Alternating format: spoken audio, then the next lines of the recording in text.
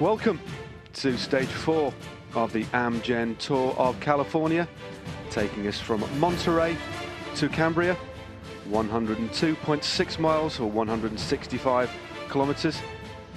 Some of the most spectacular scenery we're going to be seeing in this year's Tour of California, running south along the Pacific coast. Starting in Monterey, of course, with a spectacular backdrop of Monterey Bay. The peloton will head south on the iconic Highway 1, skirting the dramatic Pacific coastline through the Big Sur. We'll have a hotspot sprint, then a fourth category King of the Mountains, and the gently undulating course takes us over 2 more King of the Mountains climbs before the very flat finish, possibly for the sprinters, in Cambria. So a big day ahead, very, very warm conditions yet again. Here's the side profile. A couple of King of the Mountains. We have a hotspot sprint early on, only one hotspot sprint today, but there are time bonuses on offer before the 2 climbs just before the finish. And we do have 6 men who have broken away from the field. They broke away after about 20 or 30 kilometers today. And as you can see, very, very warm conditions yet again. The composition of the breakaway, we have Gregory Daniel from the Bissell development team, the American youngster on that squad, wearing the white and the red. Christopher Jones from United Healthcare, the 34-year-old, very experienced American. He has a teammate with him, the Aussie Jonathan Clark, and they're in the white and the blue. And then we have Kevin de Mesmaker from Team Novo Nordisk. He's riding at the back of the group at the moment in the white strip with the orange and red flashes. Matt Cook is the other rider, 35-year-old American, riding on the James Hagens Berman team. And the group is finished off by our current King of the Mountains and arguably one of the most aggressive riders of the race so far, Will Routley, who has been in every break on every day, apart from day 1, mopping up King of the Mountains points. He was there yesterday, so here's the breakaway, 86.3 kilometers to go. They have a gap of just under 4 minutes, well, 3 minutes, sorry, 3 minutes 15, the exact gap.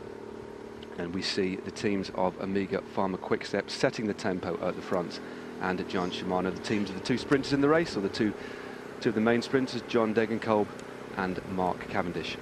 I'm Matt Stevens, been joined again by Brian Smith. Brian, an interesting stage ahead of us, very different of course to yesterday, different sort of course, different parcours, completely different finish.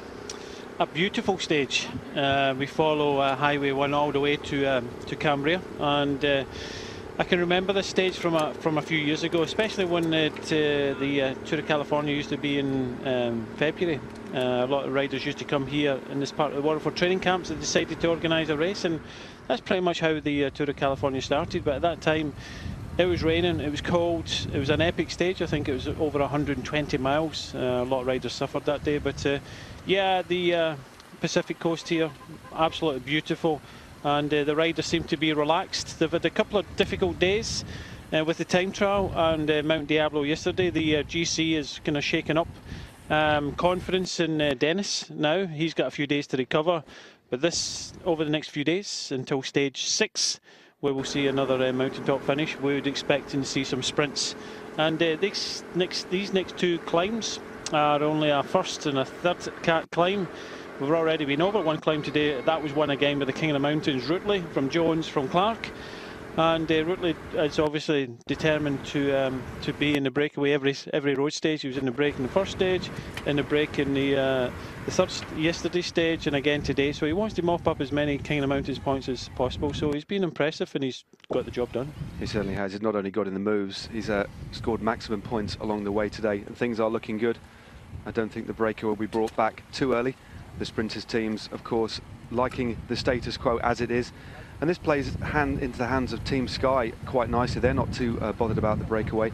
I mean, the break, nobody is in anywhere near contention. 14 minutes. Bradley was 14 minutes, is as you say, the best in the overall classification. So they could let this lead go out. But the sprinters teams, of course, will want to keep it at around 3 minutes before they bring it back just before the finish. And as I said at the top of the programme, this really is a straight course. It's gently undulating all the way. There are a few climbs, as we said. The last 2 climbs have obviously been over the first climb, as Brian said, one by Routley. They have a 4th and a 3rd category climb at 118 and 124 kilometres, quite close together before the run-in to the finish. But essentially a long, straight, gently undulating, but beautiful stage. Again, a good day for Bradley Wiggins, and not exactly a day off, of course. You have to keep attentive all the time, but a day off for the Team Sky team, because they rode very, very hard all day yesterday, rode half of the climb before leaving Bradley to his own devices. So they'll be glad that it's up to the sprinters essentially today to keep things in control. Yeah, if you could choose the perfect breakaway, this would be it. There's 6 riders in front. The best placed is actually the youngster, the 19-year-old Gregory Daniel, sitting 14:02, second year at continental level. Obviously a very good rider for the future, but when you look at this breakaway, he is the youngest by far, because the others, Christopher Jones, 34-year-old, 7 years as a pro. Jonathan Clark, 29, 7 years as a pro also. Kevin Demesmaker, he's again one of a kind of younger rider, 22, second year with Novo Nordisk. And Matt Cook, 35-year-old Jamis rider with 7 years pro experience. And again, Will Rutley, 7 years pro experience at 30-year-old. So these guys know that they took it a bit easier on the climb yesterday, and this was the perfect stage for a breakaway. Team Sky are happy that there's nobody there, but it's one of these stages where getting the breakaway, because it was fast right from the start, Mart. They really raced from the start. The breakaway went away. There was nobody there in the GC, so it was good for Team Sky to kind of let them go. There is an opportunity for this breakaway to go the whole way. In fact, George Hincapie got himself in a breakaway and went the whole way in a similar stage to this in a February, and I think it was 2008. But unfortunately for them, both John Degenkolb and Mark Cavendish want to win here in Cambria, and they put a rider each in front of the bunch just to keep it about 3 or 4 minutes. I think it's just worth taking a bit of a breath there, Brian, as we look at the stunning vistas. What a beautiful road that is. Very famous road, iconic road. Of course, we've been through, we just passed through Big Sur. Big Sur is actually not a place, it's an area. It's a sparsely populated strip of the coastline, as we look at a lovely side profile of Sir Bradley Wiggins in his yellow jersey as leader of the race. But it's named from the Spanish El Sur Grande, which means the Big South, relating to its location south of the Monterey Peninsula. And famously, Jack Kerouac, of course, wrote his novel Big Sur while staying here in 1960. So as well as beautiful, it's culturally very significant too. But I'm wondering how much culture Bradley Wiggins is thinking about. He had a strong day yesterday, Brian, didn't he? It was a tough day for him, but looking at the post-race interviews yesterday, he said he felt comfortable, but maybe he overcooked it a bit. He thinks he probably should have throttled back just before the steep bit of the climb. I don't think he expected Rowan Dennis to take the time he did. He took 20 seconds out of him, which would have shaken Bradley up a little bit, especially we've got a very difficult steep hill in a couple of days' time too.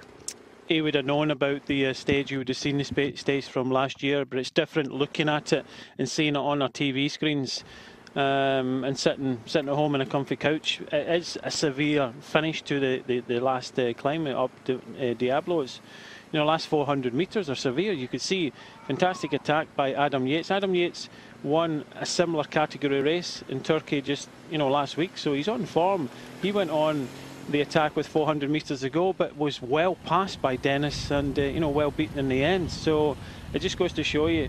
And I can remember the stage from last year with Acevedo and Leo Koenig kind of battling it out, and I think it just kind of caught maybe Bradley out. He hadn't seen it. It's the first time he's been up Mount Diablo. Caught him out, but he was impressive. But so was Dennis as well. Rowan Dennis was really impressive.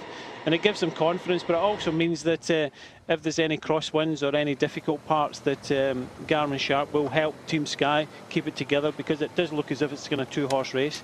And it's going to be intriguing when we get to stage 6, because I think that's the only time that Dennis can take any time back in Bradley. I think we have another hilly stage to remember. There's one first category climb with about 30 kilometres to go, but I don't think it's going to be steep enough or difficult enough to really shake up the GC. So it really is going to be stage 6 that's going to be the decisive stage. But I think Bradley, he's not going to be worried, but he is definitely going to pay some attention to young Rowan Dennis, because that really was a standout ride yesterday off the back of a superb time trial. But then to take the time he did, but he rode with quite a lot of maturity too. He's 23 years of age, but took the right opportunity. Adam Yates went very, very early, but Rowan Dennis timed it perfectly and finished, of course, with his jersey undone because of the heat. It was 93 degrees, but a very, very good performance yesterday, and one that no doubt Bradley Wiggins has taken note of. So I don't think they'll be trying to give him quite as much leeway in a couple of days' time. Side view there of John Degenkolb. Might be worth a few of you, if you can, in the break that's about to come up, go online and type in John Shimano cameras on bikes, and you'll find quite an interesting video which me and Brian will discuss a little bit later, where there was some onboard video of the final sprint from John Degenkolb's bike, which is quite interesting. The UCI have now allowed for this race only a bit of a test in relation to onboard cameras. We'll take a very short break and let you admire the scenery for a few moments. Make sure you stay with us here on Eurosport, the home of cycling.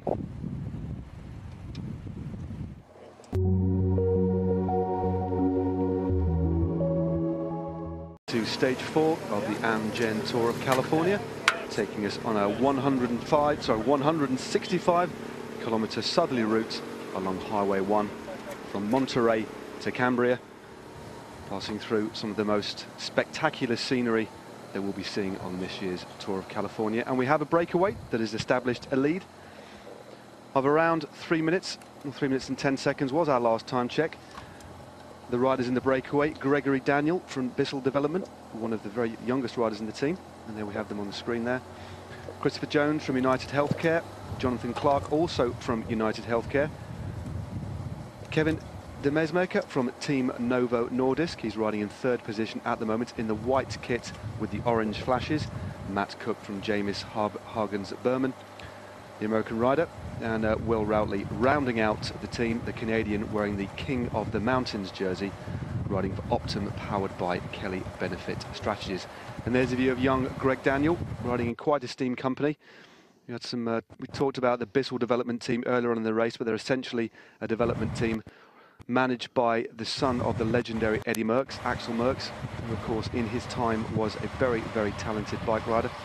Took a stage in the Giro d'Italia, the year I rode actually in 2000, but now managing this American team, has been doing that for a couple of years, and it's a team that's basically nurturing young talent, and they've been very aggressive in this race. Good to see them in the breakaway. We had Teg Egenhart, the young Brit, 19-year-old, youngest rider in the race, in the breakaway on stage 1. And here again, they've managed to penetrate another breakaway. As we see a fantastic camera shot there of the sea to the right-hand side, the Pacific Ocean, all the way to the finish. The riders will have the Pacific Ocean on their right-hand side. A spectacular day, and very warm again, around 90 degrees, perhaps a little bit cooler with a gentle sea breeze, but no significant wind today, Brian. Again, we talked about the stage that did the same course in 2008 where it was decimated. We had awful conditions, and Bradley Wiggins rode that year and said it was one of the coldest times he'd ever been on a bicycle, but completely different, stark contrast today, where they are really soaking up the rays. But a very different day indeed.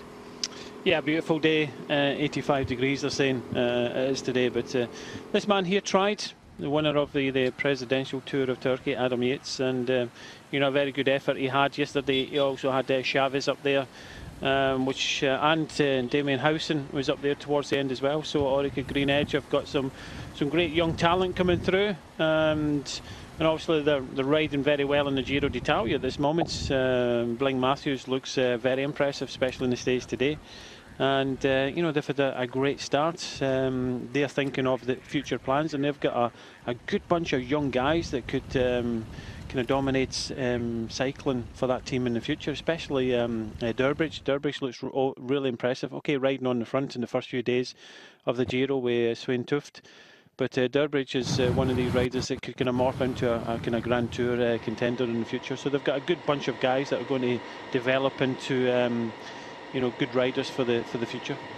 Yeah, I was chatting to Matt White over at the Giro a couple of days ago in Belfast, and said that their main ambition straight off the bat was to win the team time trial, and Scott, the bike manufacturer that sponsors or supplies the bikes to Orica Green Edge, had already made up a pink frame, so it was there, ready. And that does show a lot of confidence. They were the favourites for it, and they delivered. But essentially, a very, very young team. Sven Tuft, one of the oldest riders on the team, in his mid-30s now, a fantastic Canadian rouleur. But essentially, it's there's a lot of track talent in their team and some very, very young riders, but they are very, very exciting, you know, especially for the future. They're, you know, nowhere near fully rounded and fully formed yet, so it is a very exciting team that Matt White's got under his watchful eye. Well, I know Matt very well, and it was back at my charity dinner, the Braveheart Cycling Fund, that I spoke to him before that about putting up an auction item, and we chatted about it. We chatted about the team time trial, that was their goal even back then. So you know, obviously I put an auction prize up courtesy of Orica Green Edge team, and there was a Braveheart funded guest in the car that day, so he had a magnificent day, first stage of the Giro d'Italia in Belfast with the winning team. You know, money can't buy that sort of thing. Definitely not. No, and the Braveheart Fund, it's a bit of a plug, but a very, very worthy cause indeed, supporting young Scottish riders, male and female, of course, track and road. A wonderful dinner at the end of the season. We get some great stars across. Marianne Vos, of course, came last year. Marianne Vos and Daniel Martin. A very, very good function and to a very worthy cause indeed. And there's more and more. I'm talking about charities. There's more and more organisations like this supporting young talent coming through, because there's only so many riders that can be part of the national squad. So it's important that the riders that are just on the periphery and who still have potential are nurtured and giving a bit of funding to help them on their way. Another rider we see here who's not in the break today, we've mentioned him already, Theo Geoghegan is sponsored by the Dave Rayner Fund.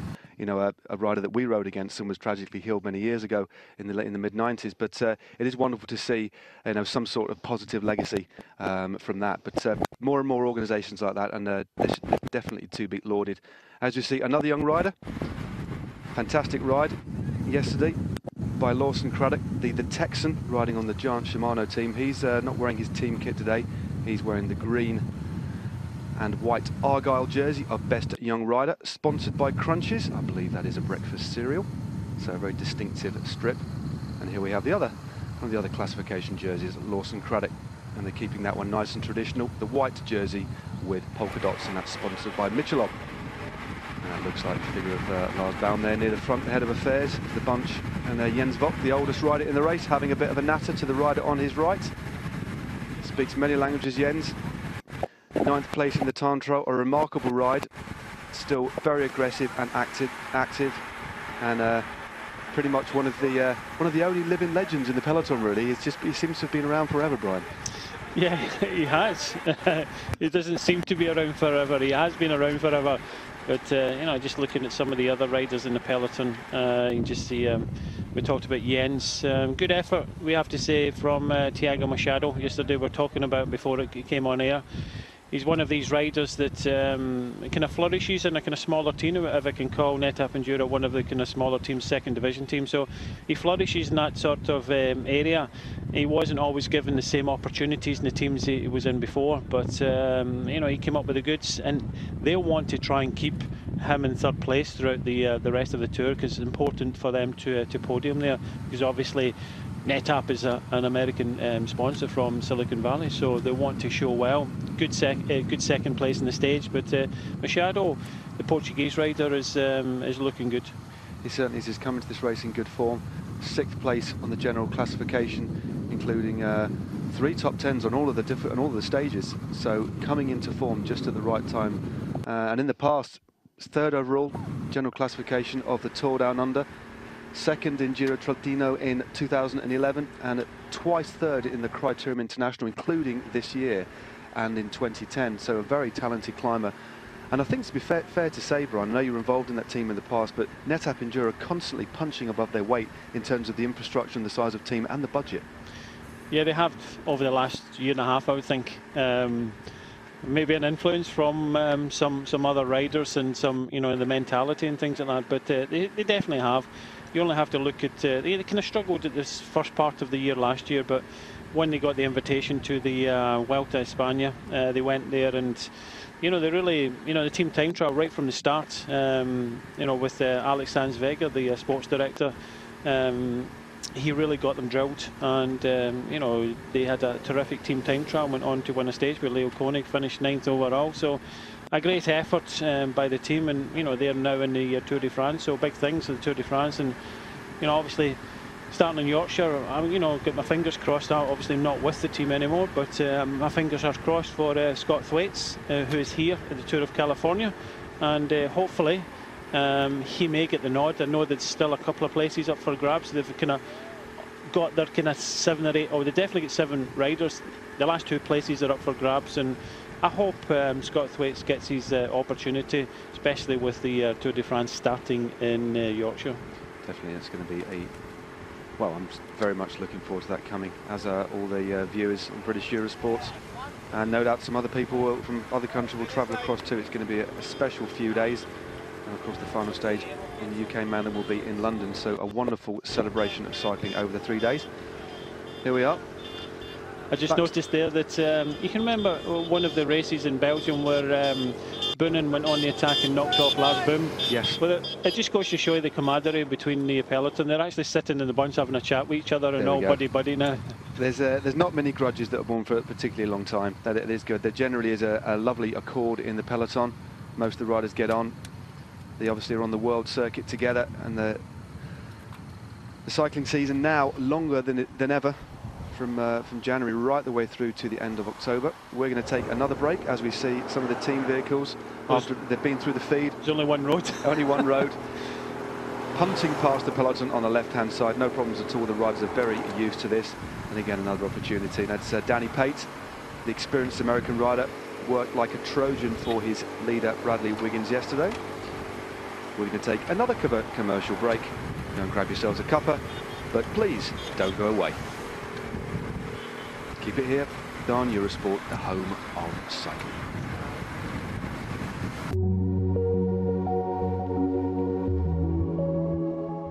To stage 4 of the Amgen Tour of California. 165 kilometers the riders face today, but what a stage it is in terms of scenery and spectacular backdrops. Absolutely wonderful views, vistas, even seals of the Pacific Ocean that will be on the rider's right-hand side as we see a dog and another dog in a rucksack in goggles. That's what they do in California. That was nice. That was a nice touch, wasn't it? Wasn't that Googles? Googles. Good, yeah, Silicon Valley and all that. I like, nice reference there, Brian. Yeah. Nice reference. But no, we have a breakaway that established itself around 20 or 30 kilometers into today's stage. They have a lead. The last time check was 3 minutes, and the breakaway consists of Gregory Daniel from Bissell Development, 19-year-old, Christopher Jones and Jonathan Clark from United Healthcare, Kevin Demesmaker from Team Novo Nordisk, and he's your rider on the front in the white with the orange and yellow as we head back to the peloton. The other 2 riders are Matt Cook of Jamis Hagens Berman and Will Routley, your king of the mountains, riding on Optum, powered by Kelly Benefit Strategies. They've already been over one classified climb today, which was won by Will Routley. They do face another 2 climbs near the end of the stage. Those 2 climbs coming at 118 and 124 kilometers. And of course, there was a bonus earlier on today, 3, 2 and 1 seconds. We'll get that score through to you later on. It's not going to affect the overall classification at all, but more significantly at the finish today, as opposed to yesterday, the natural time gaps yesterday because of the gradient at the finish and that phenomenal climb. But there are 10, 6 and 4 seconds on offer for the finish today. As we see young Gregory Daniel, 19 years of age, one of the youngest riders in the race, pedalling away on the front of the breakaway. The lead still holding at 3 minutes. And of course, leader of the race, we'll just run down the classifications. Bradley Wiggins from Team Sky, still the leader after taking the yellow jersey after a powerful display in the time trial a couple of days ago. And Rowan Dennis from Australia, Team Garmin Sharp, in 2nd place, taking the stage yesterday. And of course, he was 2nd in the time trial, and on the first stage did come down in a nasty crash, but picked himself up and battled to the finish, and is now very much in contention in this race. 3rd place overall, we have Tiago Machado, the Portuguese rider, riding on Team NetApp Endura at 1 minute and 5. Lawson Craddock is 4th, the Texan, riding for Team Giant Shimano. 1 minute 21, and 5th place on the general classification is young Adam Yates from Orica Green Edge. The Brit, already this year, taken out the Tour, the Presidential Tour of Turkey, took a stage there, and the overall classification. Very, very good ride from the youngster. Still very much in contention, but today could be a day for the sprinters. The latest gap, 2 minutes and 50 seconds to this breakaway, which are working very well. Doesn't seem to be too much wind. If you look out into the sea, can't see much surf. Not too many big waves. I wouldn't say it's quite like a mill pond, but it's certainly very calm as opposed to the last time we raced here. But Brian, the peloton bowling along quite nicely. Still the rhythm being tapped out by the Amiga Pharma Quickstep team. That looks like Garmin Sharp in the mix now too.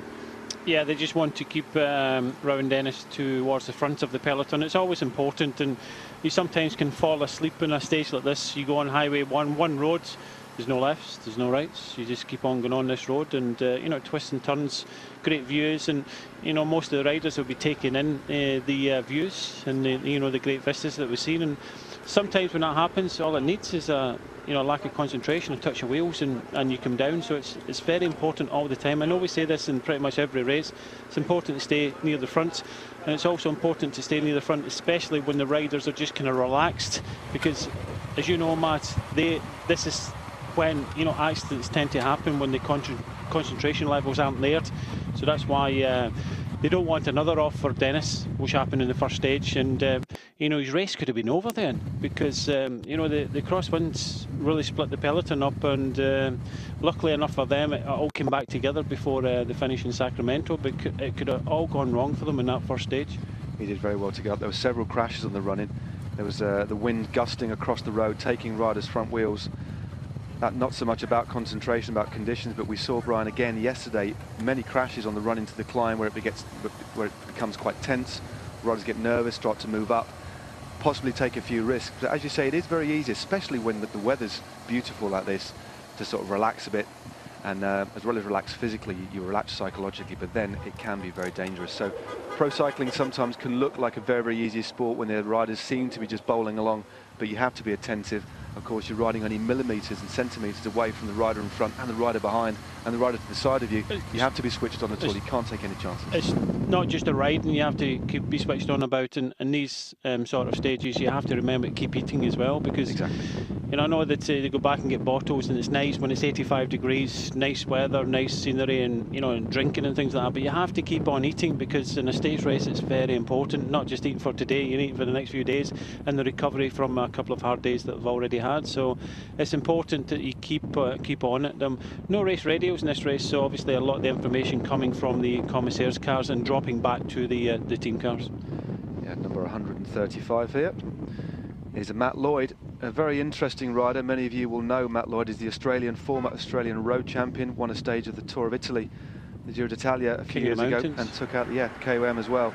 Had his own problems. You won't mind me saying it, it's public knowledge. He has suffered from a few mental health issues, you know, but he's come back. He rode for Lamprey a little while. He's come back and been picked up by the Jelly Belly team. I would say, and I don't think you'd mind me saying this, is almost a last chance saloon for Matt Lloyd, but a very naturally gifted rider, but has had his problems in the past, but way down the classification at the moment. Doesn't seem to have any form, but quite an interesting character, and a rider who looked like he had a bright future several years ago. Yeah, it's difficult, especially when you ride in these states. You don't always get the good preparation races.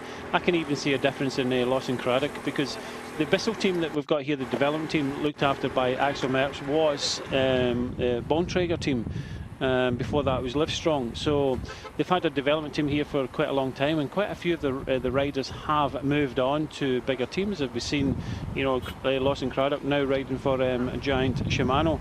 We've also got Chad Haga, who rode well in the Tour of California last year. Also got a contract there, so they know this is an opportunity to showcase themselves and you know, go on to bigger and better things. But now that Lawson is staying over in the area of Girona, that's where his base is now. In fact, when I was over covering the Volta a Catalunya, he popped into the hotel to see his teammates. And again, he's one of these young guys that is looking for an opportunity. He's been given an opportunity with giant Shimano, and obviously this is one of his goals for the start of the year. And he finished 7th in the stage last year in the Mount Diablo stage, and now he's up there in the general classification. So hats off to him. He's got his goals right, and I think Lawson Craddock is somebody that will go a long way. Last year Well, last year, at the age of 21, he finished 8th overall in this race. Didn't know the climb yesterday, but it said he's moved on, he's matured mentally and physically, and specifically targeted this race.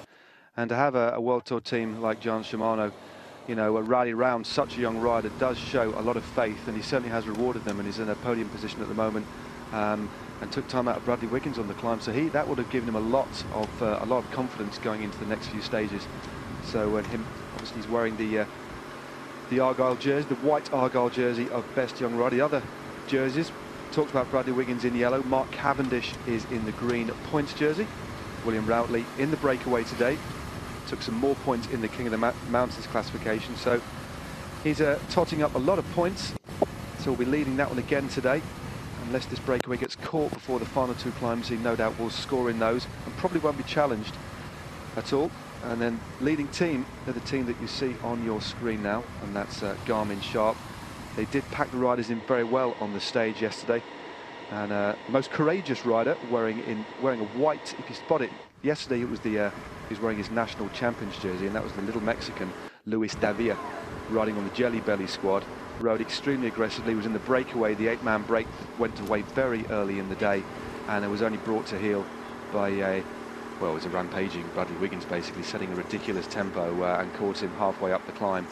But a brave ride. So he's in the breakaway, the Amgen breakaway from Cancer Most Courageous Rider jersey, and that is a white jersey with yellow and blue flashes. As we head to the back, so the back to the front, and there he is, Routley in the King of the Mountains jersey, astride his Diamondback bike, an American manufacturer. You do see those bikes in the UK too.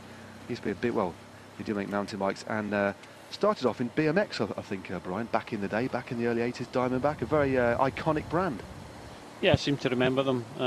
I've never had a BMX before in my life, so I can't really comment on that, actually. Fair enough. That's it. Ike Kamano, another very experienced rider on the team NetApp Endura, dropping back to have a bit of a chat with Alex Sandsvega. Alex Sandsvega, a very experienced rider in his time, and a wonderful, friendly chap. Quite a diminutive figure, but certainly knows his cycling. I think he's ridden about 11 or 12 Grand Tours over the years, so remarkably experienced. And we'll be imparting that on his team as we head to Bradley Wiggins, looking in fine form, very relaxed, almost serene on a bike, but very comfortable. But he'll be thinking about getting through this stage in one piece, with an eye on tomorrow, and then of course the following day, where we finish up mountain high, will be another challenge. We'll be just looking to get through today, keep hydrated, keep fed and keep healthy, and keep on his bike and not deck it. That's basically what Bradley wants to do, hence riding at the head of affairs in the yellow jersey and surrounded by his teammates.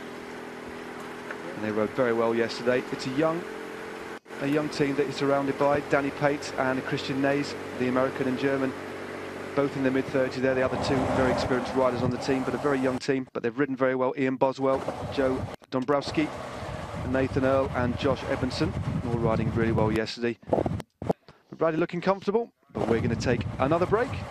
So please stay with us on Eurosport for Stage 4 of the Tour of California.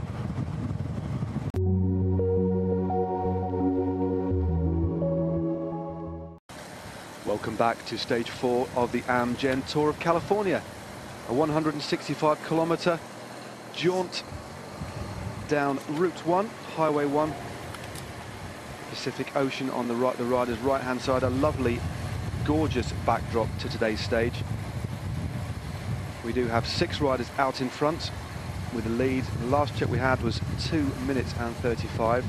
We are having, we're in touch with Race Radio, and the graphics are slightly different, so there might be a bit of a contradiction there, but we'll keep you posted of the time checks we get from Race Radio.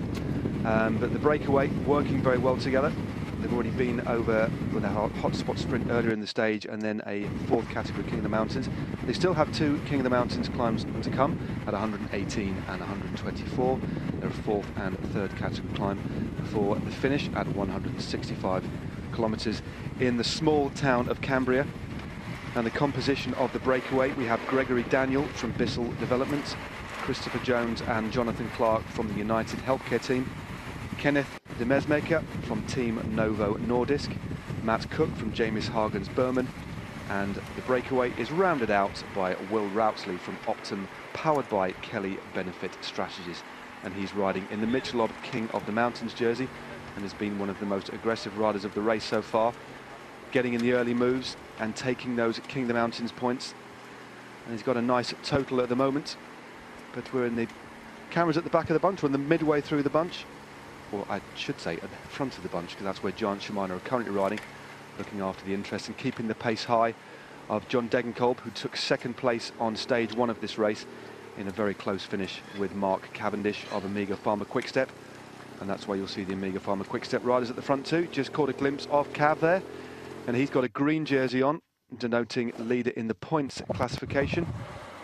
And it's worth explaining that the points classification in the Tour of California is slightly different to the one in the Tour de France, where whether you ride a time trial, hotspot sprint or any mountain stage, you do get points. In this stage, in this race, there's only points on offer on the flatter stages.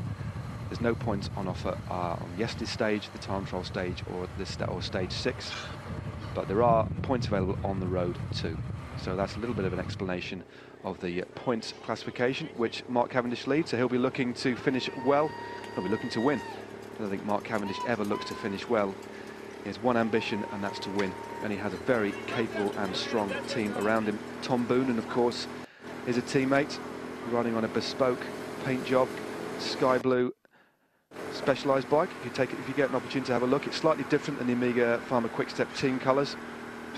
Mark Renshaw's also there, Cavendish's wingman and lead-out man of old. They've joined forces again after Mark Renshaw spent a bit of time with Belkin, but they're now reunited. Nicky Terpstra is also here, the winner of Paris-Roubaix this year. Matteo Trentin, the young Italian rider, took out a stage of the Tour de France last year. And then we have Guillaume Gam-Kulsbroek and Quintilian of Verona, as well as Martin Velets. So a good, strong team, and that's Terpstra on the left-hand side there. I'm just getting information through. The gap is now 3 minutes and 15 seconds.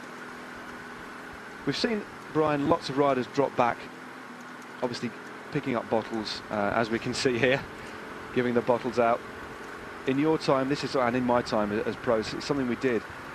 How does it work? How many bottles do you actually get on board? Because obviously you don't want to keep going back and forth along the convoy, especially if your team car is about 8 or 9 or even 15, 16 cars back in the Grand Tour. They have 22 teams. So what kind of tactics do you deploy? What methodology did you do? You know, let's tell the people at home how we actually sort of carried out that a quite interesting task. Well, normally it depends on the size of the team. In a Grand Tour like the Giro, you've got 9 riders. Here you've got 8. So if you go back to the car, you've got 2 bottle cages. What I used to do is I didn't like my food squashed in the pockets, so I used to put all my food and everything in the middle pocket, which left the 2 outside pockets for bottles. And I'd go back to the car. So you've got 2 cages, so a fresh bottle in each of the 2 cages, 2 in the pockets, and 4 or 5 down your back. In my day, the fabric of the jerseys was, you know, somewhat different to it is today, because sometimes when you put bottles down your the jersey now, they can actually slip, and we've seen riders kind of drop them out the bottom. So normally it depends on how many you've got in the team. So a race like this, if you go back to the team car in these conditions, you would pick up a bottle for yourself and 1 for each of your teammates. Some people do more, and there's been competition to see how many you can get, but you got to remember, once you take them out of the cool box, once you get them up to the riders, and I used to go to the front and then drift back. Some people give bottles out on the way up, and in fact I've gone back, I think it was a stage of the Giro d'Italia when I went back, didn't know the parkours, went back and got 8 fresh bottles, turned a corner, went up a hill, and I just ditched them all, and then went back after the climb. Some people have struggled with the bottles. I just ditched them all at the same time and went back and said, and you know, the sports director said, that was quick, you know, the guys must be thirsty. He said, yeah, they are. So yeah, it's normally just give them out. And it's a nice service that you can give to the riders, just give them a fresh bottle, because let's be honest here, after half an hour, the bottles are all warm, and there's nothing worse than in a very hot day, like similar to today and yesterday, is having an electrolyte rink that's just warm. And you obviously can't pour a warm electrolyte over your head either. Well, you can, you just get sticky. You just get, yeah, then if you get sticky gloves, your hands then stick to the lever hoods and the handlebars and get very mucky indeed. I did a very similar thing, and it was in the Giro. Dropped back, one of the leading teams were chasing, so the tempo was quite high. The bunch was quite strung out. We weren't one of the best teams, so the team car was about 18th car. Went and got all the bottles. I think I had one in each pocket, one up the front, so that's 4, and then 4 down my back. So I had 8 bottles, which is equivalent to about 8 kilograms in weight, and there was a long drag, and I managed to fight it took me about, I guess, 3 or 4 kilometers to get back to the front, just as we entered the feed zone. So, yeah, I felt like a bit of an idiot. Read your manual. It's all read your manual. Definitely read your manual. So, yes. So that's the techniques, but the jerseys that these guys use these days, as opposed to the jerseys that we used even 5 or 6 years ago, are completely different. These are essentially a skin suit now divided in 2, and a lot of riders actually choosing to not wear a jersey if they do use a complete skin suit. And the Garmin Sharp, who use Castelli clothing, have something called a speed suit, where it's essentially half a skin suit. So there's lots and lots of different fabrics available and varieties of jersey shorts combinations. As we see, head back to the breakaway.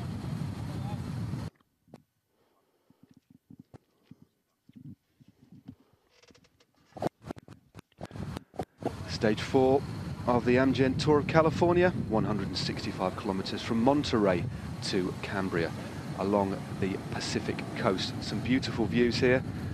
We've already been over the first of the hotspot sprints. There's only one hotspot sprint today, and the first of the categorized climbs.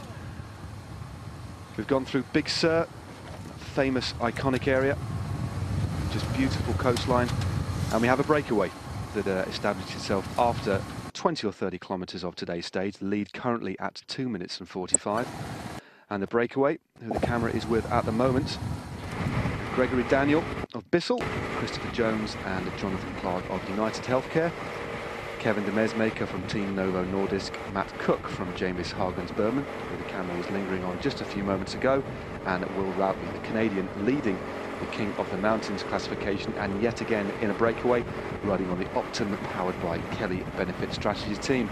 And here we are with the bunch, being led at the moment by 3 teams. Omega Pharma Quickstep setting a tempo, looking after Mark Cavendish and his interests in a possible sprint today, and is looking increasingly like that may happen.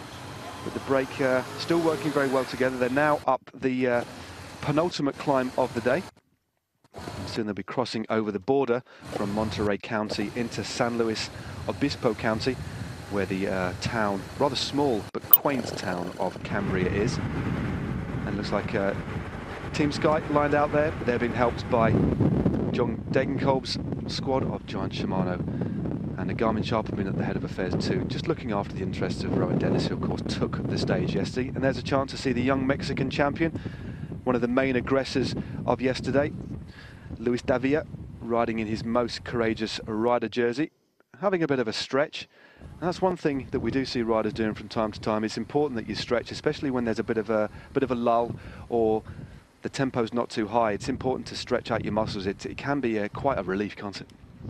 Yeah, especially when you're just kind of bowling along, they tend to do it, and then you start to feel the aches and pains, especially for Avia after the efforts he put in yesterday in the climb of Mount Diablo. So on these sort of days, it is kind of difficult, especially kind of psychological, because you're riding along here, they're not really kind of racing flat out, it's being controlled. If you're riding at the back, you can feel, you know, the bumps in the road, the pain in your muscles, and that's when you see some of the riders kind of stretching themselves out. But great part of the world, there's some nice black sand beaches in the area. Los Padres Beach, I believe, is in this area at the moment.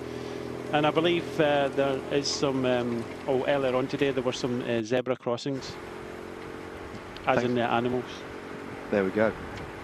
No, it is a culturally quite wonderful, but it's also very sparse. So although it's a very famous part of the world, it's also sparse. It's just there's not many towns. When you look at the map, if anybody have a laptop nearby or one of these, or one of these iPad type things, have a little look. There's not much at all. Monterey County is quite vast, but there's hardly any roads.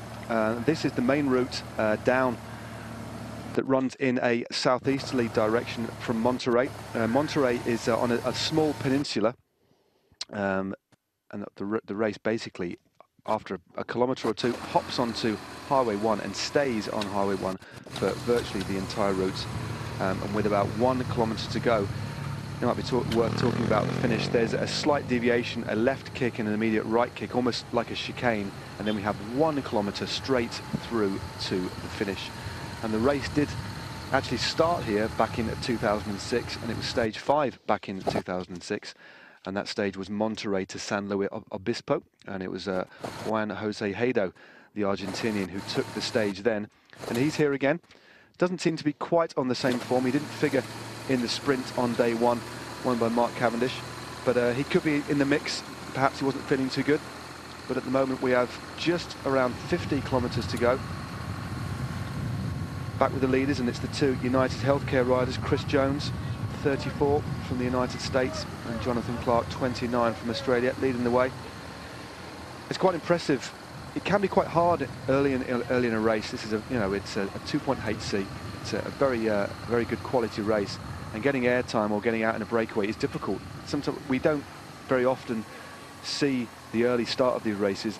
Sometimes Eurosport covers a stage in the Tour de France, from one of the key mountain stages from start to finish. But it's not very often we get to the start of stages, and it's important that we explain that it's a very aggressive and difficult part of the stage before the race actually establishes itself, isn't it? It's hard to get in a break, but for United Healthcare to get 2 riders in this breakaway is quite impressive. We did say at the top of the programme, very fast start today. There was a lot of attacks earlier on when we left Monterey, and it did take a while for the break to establish. And as you say, Matt, a lot of these stages, especially early on, everybody's given a plan, and obviously the plan today was for the American teams to get in this breakaway, because there's a lot of publicity to be had, and the GC contenders have been fighting it out for the last 2 stages, so this is a stage for us. We've ridden 90% of the time trial. We've kind of saved a bit yesterday, if you can call saving a bit in a stage like that yesterday, but we can roll in.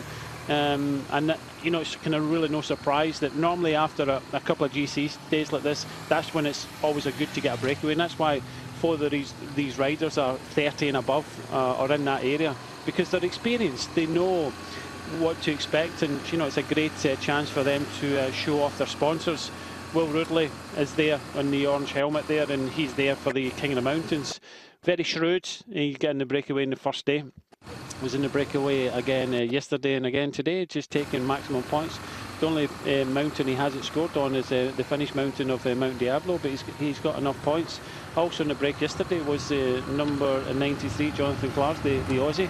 And he's the 2nd rider in the blue and white for United Healthcare. So again, similar riders to what we've seen in the break so far. But the finish here in San Luis Obispo County, well, if you remember the team of the High Roads, Bob Stapleton actually lives in this area, just outside San Luis Obispo town. So you would think that he'd be here. I think he is here in the finish. Normally comes along to the finishes in this area. So you would think that the team members that he's on his team will know that he's going to be there, and obviously look forward to saying hello, because everybody that was riding for the High Road or HTC I have fond memories of that. So you think of Degenkolb and the likes of Cavendish would want to win here, and obviously see Bob Stapleton at the same time. Talking of Degenkolb, we did talk earlier, well, I mentioned briefly earlier on about Giant Shimano, for the first time, sanctioned by the UCI, are using onboard cameras for a couple of the stages, and the results can be seen on the internet if you search for them. I think they are on YouTube, or they are on the Giant Shimano, or the Shimano Road channel. But what are your thoughts on that, Brian? It's only an experiment. We've been calling, I say we, I'm actually an advocate. I think it's a good idea, but I don't think it's a good idea all the time. I think on selected stages, it could be an advantage for perhaps selected riders, not everybody. But I think it's the way forward for the sport to give a little bit of insight. And also I think that we should be looking at possible telemetry as well. So I don't know what your thoughts are. I did watch the video, and it was certainly, I was feeling a little bit cameras, onboard cameras. I was a little bit disorientated and felt slightly sick because the camera was rocking from side to side, and of course the bike is going from side to side as the riders are out the saddle. I think the actual footage I saw with the onboard camera was was the final kilometre. He had a camera in front, and he had a camera behind under his saddle, showed the riders just behind him. And I thought it was quite fascinating. What do you think? Do you think it's something that should be introduced in selective races or across the board, or is it something you're not a fan of? I think now I like that bit of footage, but obviously you can't really show it live coming into a race. Just you know, we'll finish this as we bring the riders over the top of this climb. This is Will Routley. Well, what can only be described as an extreme spurt of speed, a real rapid acceleration. He really is making this jersey his own. Looks over his shoulder, affords a bit of a smile, and there he is, Will Routley, written on the side of his Michelin Ultra King of the Mountains jersey. He really has been one of the men of the race so far, riding out of his skin and really focusing on that jersey. And I don't think he's lost a mountain climb that he has competed in. So fair play to the Canadian. There is one more climb to come today, and that's in a few kilometres' time. That was we reached that climb a few metres ago at 118 k's, and there is another one in only 6 kilometres' time. But the others in the group aren't really too bothered. They'll all come back together gradually. They should be all back together in a few moments' time.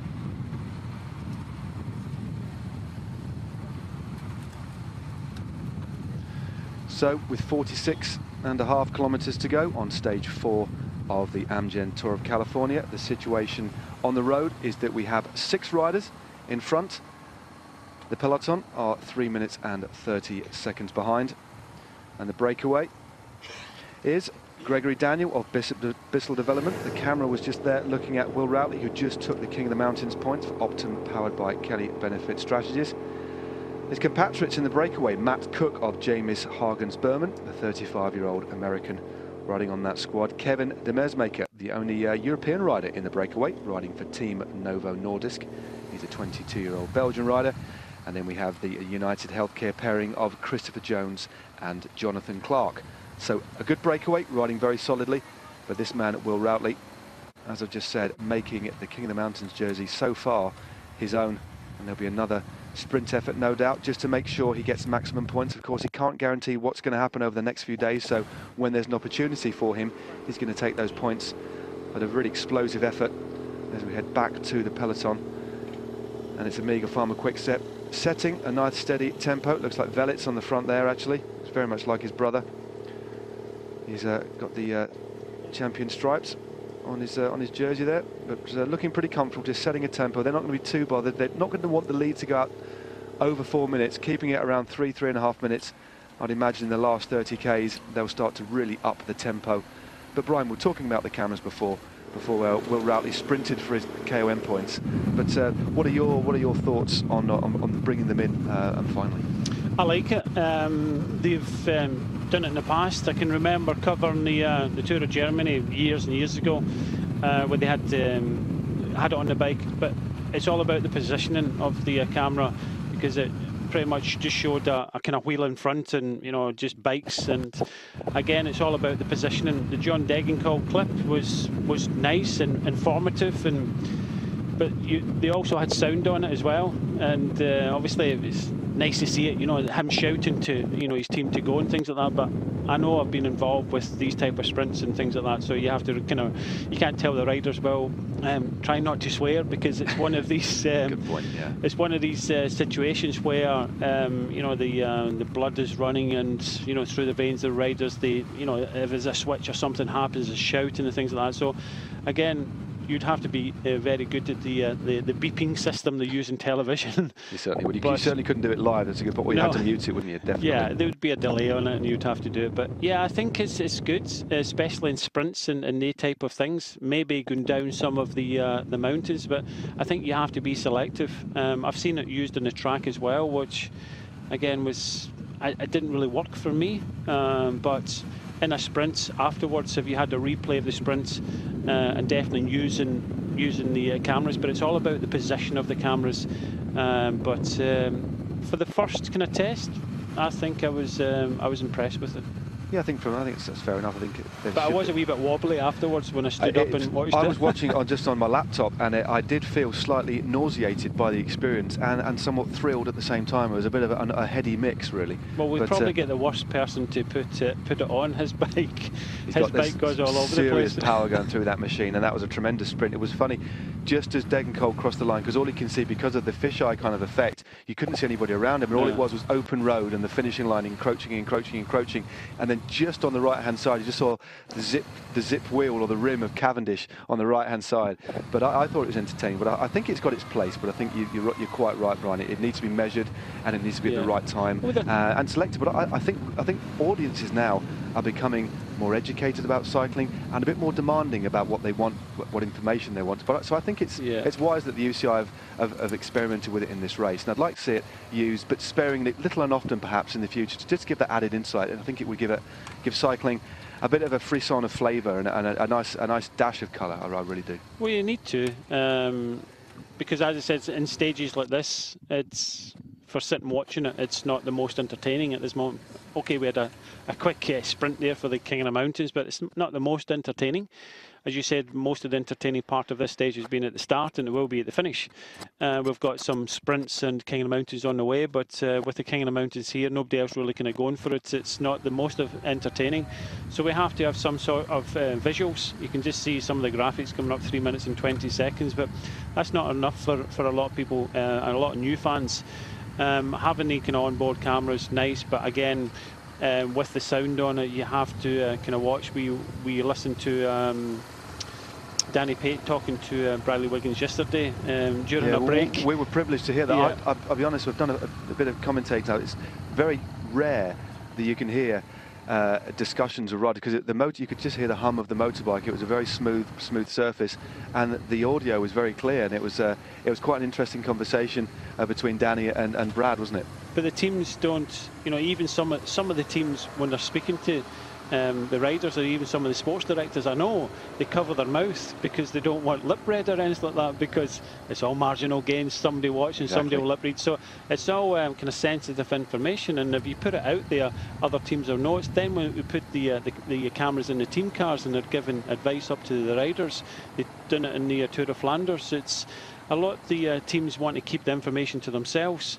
And I know that Marcel Kittel in his sprint victories in the Tour of Italy, he was, I don't think he's publicised his power output meter readings from that. There's a lot of, you want to keep it to yourself. Exactly. But what I can say is there must be GPS systems, even to put it on a rider or selected riders. They must be able to give information. I've seen it in some races where they'll give kind of tracking information of the speed of the riders and what these riders are actually riding at now, and what the peloton are riding at, so the difference in the speed. So again, we have to look at it, but yeah, it's down to the kind of graphics person, GPS, and you got to remember a lot of this information costs money as well. It's the production cost, isn't it? It adds production value, it adds interest, but of course there is an inherent cost. But I think it's coming. I think, as I said a few moments ago, I think viewers are becoming more interested, more educated about the sport, and expect more, especially when you see telemetry in motorsports, in Formula One, although that's a sport with a lot more money than cycling, and also in MotoGP. So the technology is there. It's just about getting it in at the right time and using it correctly. But I think it's what people expect and what people would like. I think it would add something, as you say, on some stage races, especially. And on transition stages, and I think it'd be fair to say, Brian, this is a sort of transition stage, isn't it? It's between a couple of, looks like it's going to end up possibly as a sprint, unless something catastrophic happens. The gap now 3 minutes 25 as we head to the top of the final King of the Mountains climb. This is the hardest climb today, Matt. It's quite steep, yeah. 7.2% gradient, isn't it? Yeah. 3 miles long, so quite. You can see the riders are on the small rings, and they're not going overly quickly. So yeah, a difficult climb, and although it's not an overly difficult day, it's up and down, gently rolling all day long as it traverses parallel with the Pacific Ocean on the right-hand side. So not an easy day at all. It's one of these days, Matt, as you know, that if you've got good legs, you don't really notice these climbs. It's a good road and you just kind of roll along. If you're feeling tired after the first 3 stages, then you feel every bump in the road. The guys in the break will feel it. It's different riding in the break. It can, when you're riding in essentially the vacuum of the peloton, as we see Will Routley start to accelerate. He's got it on the big rig now. Diamondback bike, SRAM equipped for that particular team. Well, hopefully, I think I feel a bit sick now after that camera shot, Bri. Lucky I'm sat down, otherwise I possibly would have fallen over. But back with Routley now, starting to set a bit of a tempo here. Well, it was his teammate from the Optimum team, Carter Jones, that won the King of the Mountains last year. So obviously he wants to keep it in the team and is obviously giving a wee bit of advice, getting every break. Exactly. Well, Jones did sprint. He got second place on the other climbs. He's going to be close behind. I mean, the classification going in today, Will Routley was actually 18 points. We haven't got an updated total for you. 500 metres to go now. Rowan Dennis was second. But Will Routley chipping away at the points, and still a lot of mountain points on offer over the next few stages. So Will Routley not in an ideal position there for leading out, but what an acceleration. There was, again, normally you wouldn't lead from the front, but clearly the strongest guy on these climbs actually can afford to decelerate and roll over the top of this hill as the camera unfortunately freezes. But Routley, again, maximum points for him. 25 miles to go. Sits up out the saddle. He'll be pretty happy with that. Chucks off the bottle in almost celebratory fashion. Yeah, that was interesting. And now he hasn't got anything to drink, Brian. That's an amateur mistake. No bottles on board now, but at least he's got the King of the Mountains jersey on. Yeah, I can afford not to drink in the last 25 miles, you know. Give me a Michelob up. Definitely. Good sponsor. A nice beer sponsor, of course, for that jersey. As we see Christian Nees just ahead of Bradley Wiggins. Looking very easy. Pedalling a lovely high cadence.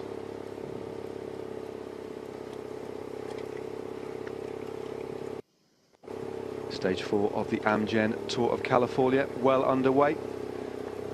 Coming towards the end of the stage, we've just crested the final climb of the day, and that was taken by the current King of the Mountains rider, and part of a 6-man breakaway for Will Routley from Optum, powered by Kelly Benefit Strategies. His 5 other breakaway partners, as we see now, as they drift round this lazy left-hander. Just dropping off this climb now. And they'll be riding just above sea level once they hit the bottom of this climb. Some nice camera angles there.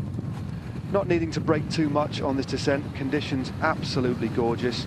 Bit of a sea breeze, not quite as warm and hot as yesterday. Yesterday we had a stifling 93, 94 degrees on the hellish slopes of Mount Diablo. A little bit of a sea breeze for the riders today to cool them down, but still up and around late 80s, about 86, 87 degrees today. But these riders still working very well together. And the rider on the back is Kevin de Mesmaker from Team Novo Nordisk, the young Belgian riding on that squad. We've mentioned Will Routley. The other riders are Matt Cook from James Hagen's Berman, Jonathan Clark and Christopher Jones from United Healthcare, and Gregory Daniel finishing off the breakaway, the youngest of this break. And you can see their general classification times now. And he's riding for Bissell Development. So no riders in this breakaway a threat at all to Bradley Wiggins' lead. The only threat to Bradley Wiggins at the moment is, of course, Rowan Dennis, who took the stage yesterday. Thiago Machado at just over a minute. So a few riders, Adam Yates, Lawson, Craddock, Machado and Rowan Dennis, taking time out of Bradley Wiggins yesterday on the final ascent. A very exciting finish to that stage. Bradley Wiggins was left without any teammates with about 5 or 6 kilometres to go, but they had ridden very, very strongly all day in his service.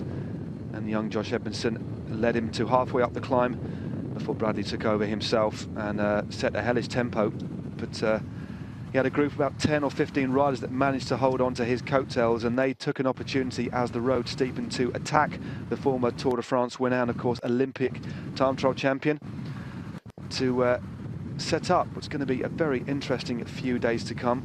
We've got another hilly day tomorrow, but it shouldn't split too badly. It's a first cat climb with around 40 k's to go, but the day after that we finish up mountain high, and that is where we're going to see another big general classification battle, as we see the United Healthcare team car just drifting up to one of the riders. That's number 95, and that's Christopher Jones, just taking another bottle when that happens, generally speaking, he'll probably take another one for his teammate, the Aussie on the team. But this break, Brian's still tapping away together. Still got quite a substantial lead, 23 miles to go. So well under an hour's racing, about 50 minutes, 45 minutes racing to go, because we know the pace is going to pick up. And now it's Cannondale that join Giant Shimano and Amiga Pharma Quickstep. We've not mentioned Peter Sagan. He got 4th place on the first stage. They're going to want to get something out of this race, aren't they? Yeah, Sagan was kind of washed away in the first sprints. Great win for Mark Cavendish, very close between him and Degenkolb. They also had Guillaume Bovan, the Canadian, up there for the sprint. But Cameron Worth, the Aussie, on the front for Cannondale in the lime green at the head of the peloton. And yeah, we have to look at who the possibilities are, because we kind of come off this climb and it's not very difficult. It's kind of rolling, but there's no more climbs for the rest of the stage, so these 6 riders can just, you know, do bit and bit all the way in towards the finish and try and go as far into the stage as possible. You got to remember this is kind of golden time for the sponsors, so you know, throughout the world everybody will be watching this and everybody will know, so they'll just want to try and stay out there as long as possible. Can they stay away? I don't think they can, and we have to look at Cavendish again for his 2nd stage win. Degenkolb, very good 2nd place. It was very close in the end, and they actually had the best lead out in the first stage into Sacramento. Peter Sagan, yep, put a man up the front. He's desperate to get his 11th stage win in the history of obviously the Amgen Tour of California. Hofland of Belkin, yeah, after 10 Dam, been up there yesterday crashing in the time trial. They need to get something out of this race, especially with a sponsor like Belkin. And let's not forget the young Van Poppel. No, it certainly was a good sprint on the first day. Very exciting sprint. Difficult to call it. We thought Cav had got it, but we certainly weren't sure until we saw confirmation on our screens by virtue of a photo finish. And we did talk about the fact that Mark Cavendish won many races in his career, virtually all of them in bunch sprints, of course. But he couldn't call it. He didn't know who'd won. He normally can tell when he's won or lost, and he said that's the only race in his entire career. And if you think about, if you look back through his quite startling palmares, that he couldn't call it. He didn't know if it was him or Degenkolb. Very close sprint indeed. But a different dynamic to that stage. There was another added dimension, wasn't there, to the stage. We thought it was going to be a bunch kick. We were quite relaxed in fact. And then, lo and behold, we had the crosswinds on the run into Sacramento. The race was torn asunder. Okay, it came back together again, but it meant that Amiga Pharma Quickstep had a bit of a torrid time, and of course Renshaw then punched it on the running, but managed to get in. So it wasn't the traditional. It was a bit fractious, wasn't it? The final run into that stage. Today could be a little bit more different. I think we're going to see 3 main lead-out trains, aren't we? Giant Shimano, Cannondale, and Amiga Pharma Quickstep. It looks that way. I would think that Amiga Pharma Quickstep would be very strong today. They were in the crosswinds, really pushing it in the first stage into Sacramento, and it was Terpstra, Bonin, and as you mentioned, Renshaw that came up and kind of saved the day for Mark Cavendish in the end. I've always been impressed with the Giant Shimano. They do a lot of training, do a lot of lead-outs, but at this moment in time, in the head of the bunch have 1 rider from Giant Shimano, 1 from Amiga Pharma Quickstep, 1 from Sky, obviously looking at the general classification, and 1 from Cannondale. So we would think that Cavendish, Degenkolb, Sagan are all up for it, as you would expect. We're going to see a battle when we come into Cambria, which could be a good stage for Luke Rowe, because Cambria, as everybody knows, is the Latin name for Wales, and he's the only Welshman in the race.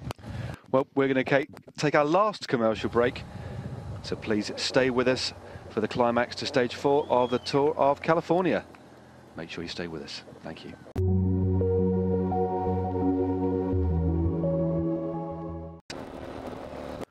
Welcome back to Sten Tour of California.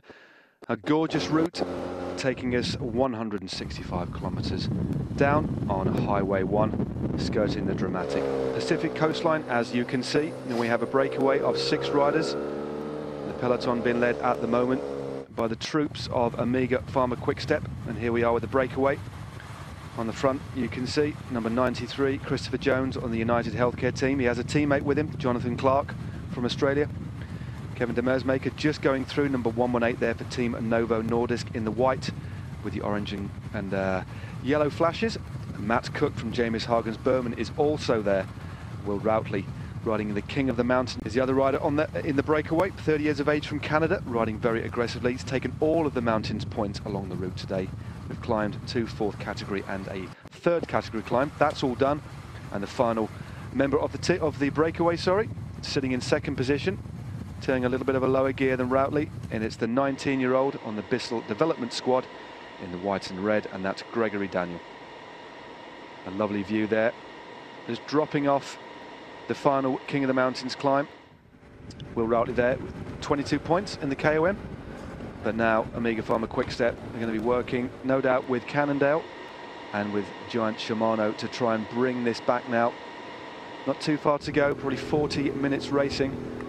Actually, Team Sky is still helping out as well, of course. Bradley Wiggins in the yellow jersey, so the yellow jersey. I'm actually surprised, Brian, that Sky are actually putting men on the front here. There's no real need for them to do that. The breakaway is going to be brought back. Is that something they're doing for a reason, or is it just almost like a goodwill gesture to say, look, you know, you guys have ridden hard all day, we're going to stick something from Sky on the front? Because if it's, I thought it'd be more up to the, is it more of a political thing to do just to help out the sprinters teams? Just need to turn myself on there, sorry. Yeah, well, Cambria, as I said just before the break, is Latin for Wales, and you know, they have got a very good young sprinter in there, Luke Rowe, and I know that during the stages of the Tour of Turkey and the press conferences afterwards, Cavendish says you have to earn the right to sprint in this race, and you know, that was a wee bit of pop at Gardini. Because Gardini never put any of his riders up towards the front. So again, when it comes to a stage like this, and especially when you've got some of the kind of sprint hitters, the patrons of the kind of peloton like Cavendish, Peter Sagan, you have to put at least one rider up. Okay, they've got the yellow jersey, but it's always nice to put a rider up. You know, there's some publicity as well. You just don't want to kind of hide away in the wheels and let the sprinters teams up to. There is some publicity, and obviously this is a very important race for Team Sky, but it's earning the right to sprint. And I think that Luke Rowe maybe be thinking about trying to get involved with the sprint today, because it's been an easy enough stage for Team Sky. So I would think that he would be given the nods by Bradley, just to, because he rode on the front for a lot of the stage yesterday. Depends how he's recovered, but in a stage like today, they've not really had it too difficult. Maybe they're thinking of giving Luke Rowe an opportunity to try for the sprint. Yeah, Luke Rowe, a big tall figure on Team Sky.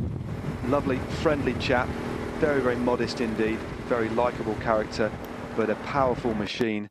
He's ridden very well. He's taken another step up this year, I think, looking at his results and just watching him in the various races in the Spring Classics this year. We took 11th in Het Nieuwsblad, obviously won by teammate Ian Stannard, and Luke was in the mix for a lot of that race, attacked near the finish, riding in some quite esteemed company.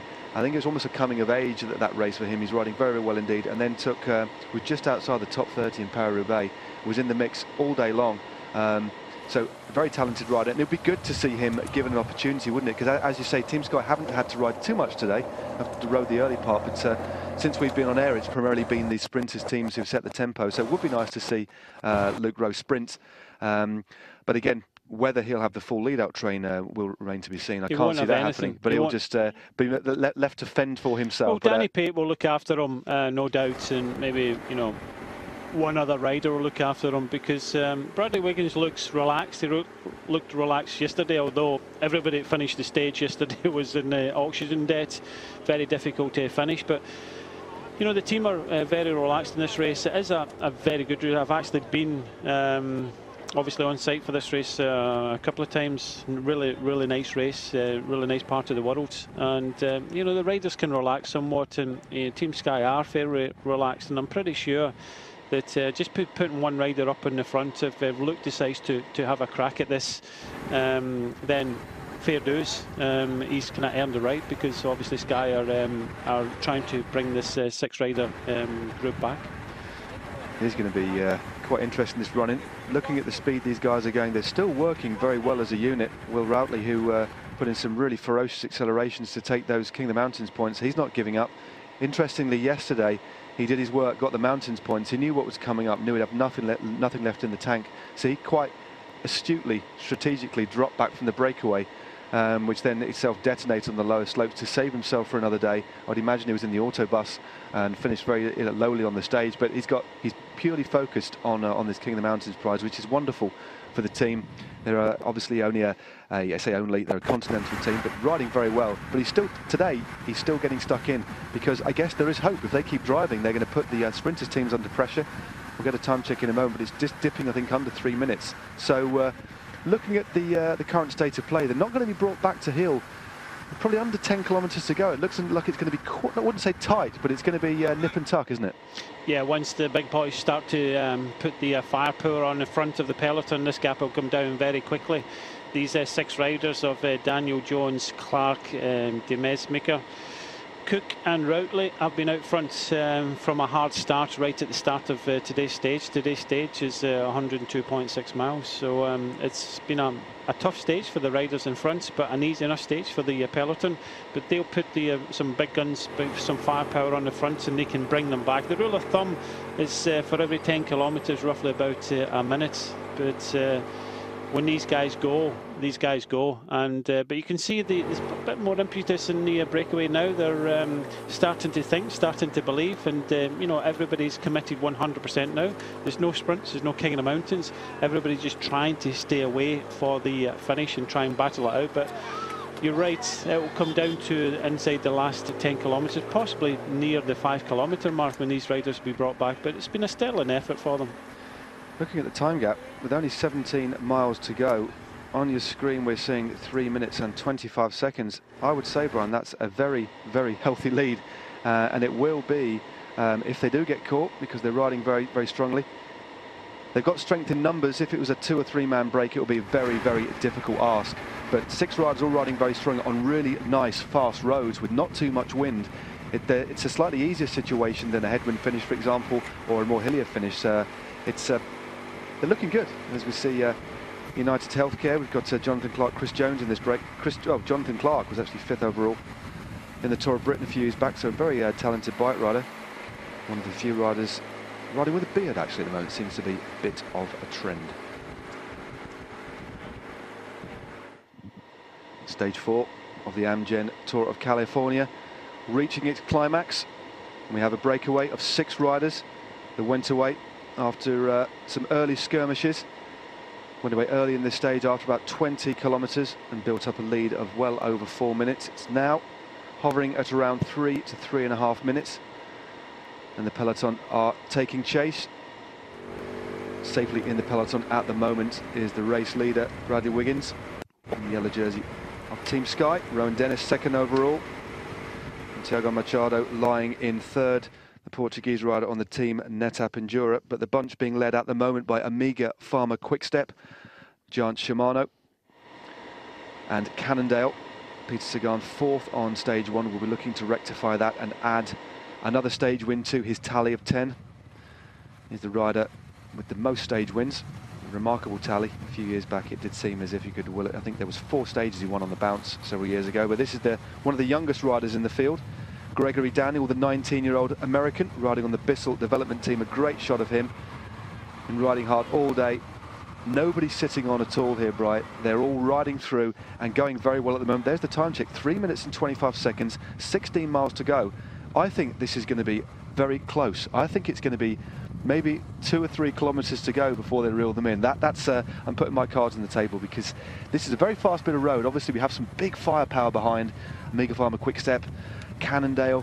Maybe other teams might come into the mix as well, because there's some other good sprinters. BMC, Taylor Finney wants to get up there and try another sprint. He's a capable sprinter, was 9th the other day. He has no overall objectives. A little bit disappointed in the time trial, so maybe we'll see BMC. Thor Hushovd is a fantastic sprinter, so this is going to be an interesting finale. But now we've seen the time down to 2 minutes 30. These time checks aren't the most reliable, I must admit. We've got race radio as well in our ears, so when we get a more accurate time check, we'll keep you fully posted. But still a lot of momentum in the front leading group. Yeah, I was just about to say they are travelling fast in this front group of 6. They've got the bit between their teeth and, you know, want to try and stay away as much as possible. The information will be given back to the peloton, so they rarely make a mistake. I know there's no race radios in this race, but they rarely make a mistake. And there was only one rider from 4 teams riding at the front. Now we're off the climbs. We'll go back to the front, and I think you'll see possibly 2 or 3 riders from Omega Pharma Quick-Step towards the front. This is going to be a fast finish. You can just see from some of the helicopter shots, these riders are starting to move at the inside the last 30 kilometres of this stage today. They're going to be riding here. Often we see the camera motos focusing their lens on the speedometer on the motorbike, but I can assure you here, you can just see on the left-hand side the disturbance in the grass to the left-hand side. That isn't the wind, that's the vacuum created by the peloton as it passes by. It's quite a phenomenon to see. It's actually a very still day. You can see the Pacific Ocean out to the right-hand side there, just beyond the riders. And apart from the boats on the ocean there's not much surf at all. Very, very still indeed. So they haven't got much wind, and that is going to be in the favour of the breakaway. One of the many lighthouses that pepper this region on the coast at all, but a lovely, lovely backdrop to what is going to be an exciting finish. But the pace really, really hotting up now. There's Mark Cavendish, one of the favourites today, riding in that distinctive style of his. Toes the pedal round on the nose of the saddle, very low, aerodynamic, looking determined. Again, sporting a beard. This is a bit of a fashion buy before we get to the finish. What is this? So many riders riding with beards. Do you think it's particularly aerodynamic? I mean, they're wearing the most aero helmets, the cutting edge of technology, yet they've got beards. It seems quite strange. I really don't know myself. I think they just grow a beard, they get bored. You know, they spend a lot of time, obviously, during stages, and maybe they've decided, well, grow a beard, and it's something I can kind of play with and trim, and something to do, because as I said, a lot of the time for a lot of these bike riders are kind of hanging about hotel rooms and things like that. And in my day, we didn't even have, you know, they've got laptops and iPads and all this sort of stuff. Now we had nothing. We had to entertain ourselves. We had chess and Ludo, and if we're lucky, snakes and ladders, didn't we, in our day, Brian? Things were different, weren't they? Yeah, but I was that poor. I just had a pen. We used to play noughts and crosses and hangman, just in a piece of paper and a pen. World Championships in Colombia in 1995. I was so bored in my hotel. Obviously no mobile phones, no laptops as we head to the breakaway. I got a cereal packet, cut it open, and on the inside it was just regular cardboard, and drew a chessboard. On the other side, you've been watching Blue Peter, haven't you? I drew the pieces and cut them out and played chess on a homemade chessboard. That's a fact, and that's the way it was back in the mid-90s. As we head back to the present day, all mod cods and beards. Indeed, all mod cods, aero helmets, beards, and a 6-man breakaway who are absolutely speeding along this Highway 1. They're going to be doing 55 to 60 k now. You can just see they're all on their top gear, so they'll be riding 53.11, 53.12.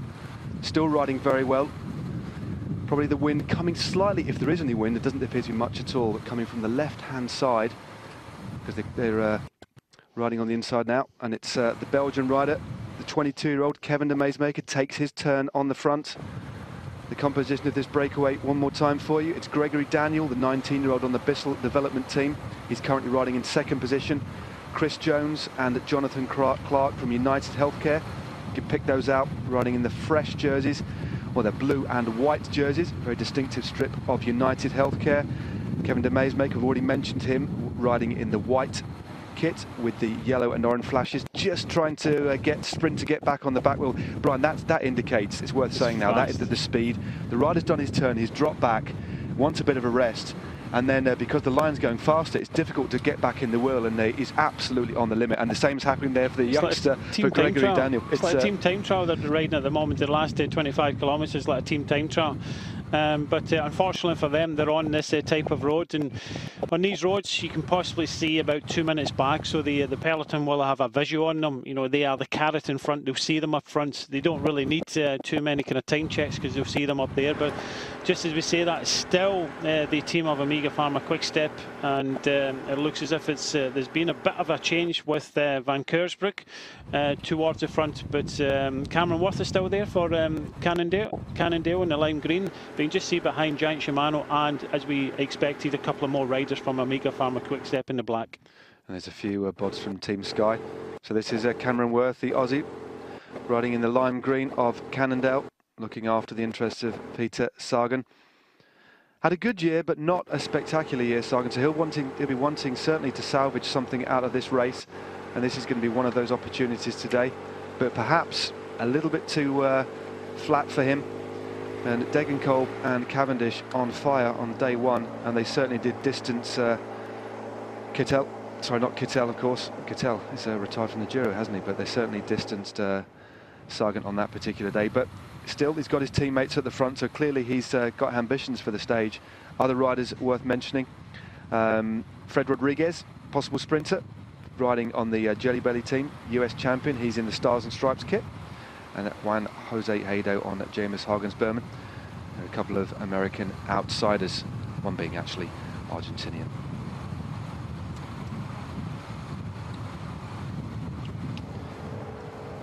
There we have the speeding peloton as we reach the climax of the Amgen Tour of California's fourth stage, 165 kilometers from Monterey down to Cambria, and it won't be long. We have approximately 13 miles to go, 13.4 miles precisely to go, and that's to the leaders. The peloton at 3 minutes and 15 seconds, and this is quite a spirited chase now. The leaders do have a significant gap, and I wouldn't say it's panic stations, but Omega Pharma Quickstep, Cannondale. 3 minutes is the latest time check I'm getting through my earpiece. 21 kilometers to go. The breakaway, Gregory Daniel of Bissell Development, Christopher Jones and Jonathan Clark of United Healthcare, Kevin de Meyersmaker, the Belgian, riding on Team Novo Nordisk. That team made up of riders and some staff with diabetes, type 1 diabetes. Matt Cook from James Hagens Berman, and Will Routley, the Canadian, on the Optum powered by Kelly Benefits Strategies team, and he's riding in the King of the Mountains jerseys and has been at the head of affairs for much of this race, picking up points in virtually every single stage. And at the moment, it's not the King of the Mountains points he's after. He's sensing there could be a stage win in the offing. This breakaway are riding very, very well as a six-man unit, like a team time trial formation at the moment, getting as aerodynamic as he can. And that's Kevin de Meyersmaker on the tops, getting nice and aero. And this road is super fast. They're riding at around 55 k's an hour. And the bunch, Brian, aren't making that much of an inroads at the moment. This could turn out to be a bit of an upset, but still 13 miles to go. Can they do it? Yeah, it does look as if the information is getting back. Pretty much the whole team of Omega Pharma Quickstep come towards the front, and you've got Tom Bonin on the front, so they're starting to use their firepower. We did say that they have to commit more riders, and they've committed pretty much the whole team. The green jersey at the back, 7 of his teammates in front of him, so we'll get the whole team of Omega Pharma Quickstep at the front of the peloton, and one rider here from Giant Shimano also joining in the party. So it's going to be a very fast finish here, and that is Chad Hager for Team Giant Shimano, that's helping out the Omega Pharma Quickstep boys. But everybody else is sitting back. If you want to win this stage, you have to commit your full team to bringing Mark Cavendish into Cambria. There is a bit of a chicane with 1 kilometre to go, but the last kilometre is flat. I'm not too sure about these time gaps, but these guys must be averaging probably just the high 40s kilometres an hour, but the peloton are absolutely shifting at, as you said, over 50 k's an hour. Of course, at the front at the moment, what a team in front of the diminutive Manxman. Mark Cavendish sat low and aerodynamic on his Specialized. Just looking to the right-hand side, making sure he can see in front, but Omega Pharma Quickstep for the last couple of years, as well as taking out some of the best races in the world. Of course, you can't forget they are the World Team Time Trial Champions too. And they do have a couple of members in this team that have ridden in that squad. Of course, Tony Martin not here, but the firepower that Omega Pharma Quickstep have at their disposal is quite impressive. The latest gap that we're just getting through our earpieces is 2 minutes and 45 seconds. So since we started talking about the time gap, they've shaved off another 15 seconds. Omega Pharma Quickstep, Tom Bonin, number 21. Mark Cavendish, of course, in the green jersey, unmistakable. Mark Renshaw, Nicky Terpstra. They'll probably save Mark Renshaw until the end, but Nicky Terpstra, the Paris-Roubaix winner, is doing his turns on the front, as is Matteo Trentin, the Italian on the Omega Pharma Quickstep team. Van Kielsbroek doing lots and lots of work on the front at the moment, as is Carlos Verona and then Martin Vellet. So some real firepower as we head back to the leaders And Will Routley, the King of the Mountains leader, taking his turn. And then number 93, Jonathan Clark, the Aussie, 29-year-old on the United Healthcare team. They're all working very, very hard, but these guys, as you can see now, fatigue is starting to set in. Will Routley looked over his shoulder, and the young Belgian, Kevin de Meesmaeker, starting to feel the pain of this difficult stage. These guys have been out for about 85 miles, 80 to 85 miles, just the 6 of them riding through and off. Although the roads are beautiful, the roads are smooth, it's still very hard when you're in the wind all day and not sat in the vacuum of the peloton, whereas essentially you can just drift along at times. These guys are going to be absolutely on the rivet, but certainly not going as quick as the bunch, but still moving very, very well, but starting to feel it now. How long will they last? With the might of Omega Pharma Quick-Step behind them. Now they are rolling through. Nicky Terpstra there, you can see him. He has the Dutch National Championships bands. And then Michael Shaw here for BMC, also moving into the 4. We thought we might see BMC coming to the front, looking after Taylor Phinney. And what of Thor Hushovd as well, the Viking. Thor himself riding in the... we haven't seen much from him at all in this race. Do you think they're looking after him or more Taylor Phinney? As we see Freddie Rodriguez in the for Jelly Belly in the... the Stars and Stripes of American National Road Champion. I'm not too sure Thor Hushovd has got the form. We did notice that Taylor Phinney was up there in the top 10 in the first stage, but again, this is going to come down to a bit more kind of specialist sprint, and BMC just trying to keep probably Peter Stetten out the way more than anything. You noticed that Trek Factory Racing were also up towards the front, thinking of Van Poppel. So it's going to be a fast finish. The last 17-18 kilometres here is going to be very, very fast. You can just see a lot of the riders in the breakaway on the points at saddle, giving it everything. Nice to see Trek Factory Racing actually helping out with the chase. And we just mentioned Van Poppel was up there in the sprint, and he would be their sprinter for today. Yeah, John Simano now in the mix, and there we have Tom Bonin on the front. Looks over his shoulder. He is absolutely driving this along. He knows this is going to be touch and go now. Number 83. Just rolling through there. Thomas Demoiselle, the Frenchman on the Giant Shimano team, taking his turn, turning a huge gear up, this slight drag. Nicky Terpstra, a Paris-Roubaix winner, on his wheel, about to take his turn on the front. Normally, they'll probably do 30 to 40 revs on the front. Going through on the wheel of Terpstra. Matteo Trentin now, the Italian, moves through, and Tom Bonin is doing a lot of work. And number 2 there. It wasn't number 3, that was Martin Kohler, also taking his turn. As we head back to the leaders, they'll be getting the time gaps. They'll know exactly what the situation is, but they're certainly not giving up. They still have a healthy lead and still rolling through very well, but you can see them starting to rock and roll. And the young Belgian on the back there, Kevin de Meesmaeker, has had a great day out in the sunshine, but at the moment he is suffering. Just noticing now Van Avermaet coming through to do his turn at the front, so yeah, it might... Oh, I could be wrong here. Then Taylor Phinney could be interested in trying to get up here in the sprint. I don't think he's got the speed to beat the likes of Degenkolb and Cavendish, but they're getting involved with the chase, getting involved with the race, and obviously disappointed with his performance in the time trial, so getting some good publicity at the front of the peloton now.